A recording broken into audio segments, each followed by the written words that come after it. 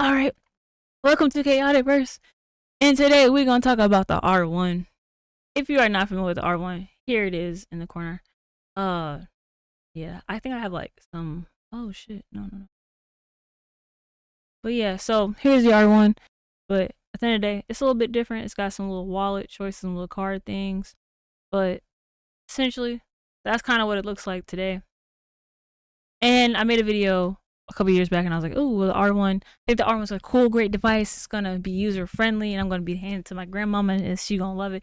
Cannot and will not be handed to Granny. And ultimately, it's a cybersecurity risk. Like, come on. So, issue one: the use of MediaTek hardware that has boot ROM exploits since 2019. Also, because it has boot ROM exploits, that allows it to be jailbroken. Okay, so and then because it had boot ROM exploits, they also discovered that the API keys for Google Maps and 11 Labs was in the code, at the code base. So another thing, the access control was not configured properly, so people were allowed to see logs. Access control allows people to see data, but who can see the data, who can change the data, and who can even access the data?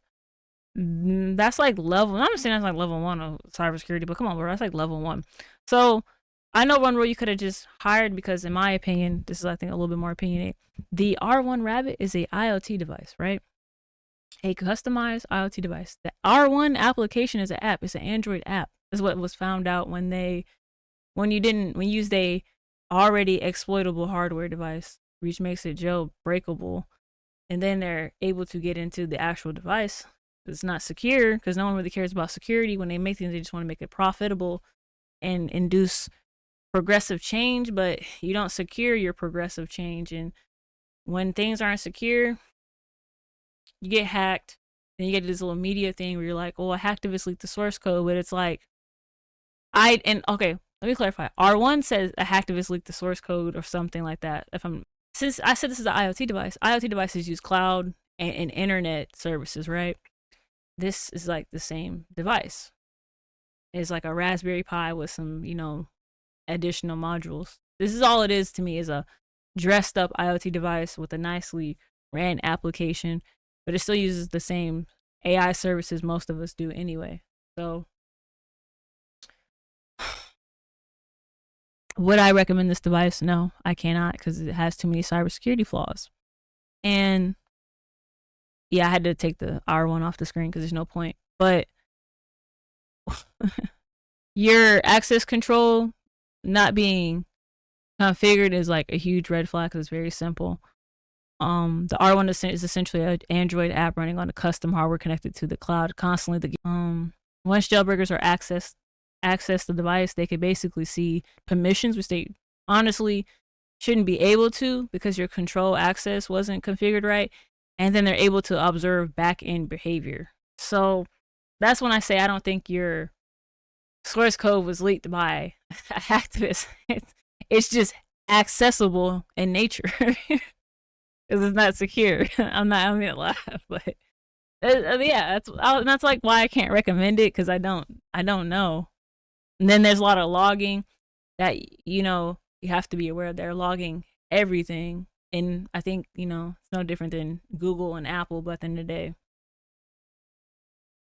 they're logging everything, and they're not securing it properly, which is why I can't recommend it. And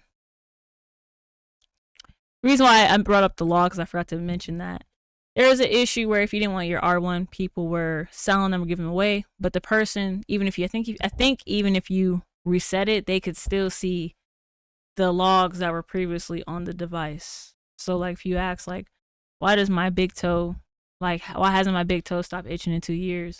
I could go and access those logs and see it. So yeah. So basically, hire some security engineers, same as anybody else. I was thinking about maybe pulling up that article to show you guys, but if you want to jailbreak your R1, you can. I was going to jailbreak mine, but the problem with jailbreaking your R1 devices that you risk bricking your device, and not the good brick, not my favorite type of brick, but the brick where it's not usable and it's just a paperweight, and that is exactly what it will turn into. I do like the R1. I am hoping, because I said like the security problems, the only reason why I cannot recommend this, I still have to utilize this and let you know, but this is just an update. That's pretty much it. We are chaotic by nature, but we're coded by culture. Leave a like, share, subscribe, or dislike. Engagement is engagement. I want y'all to know that. And peace.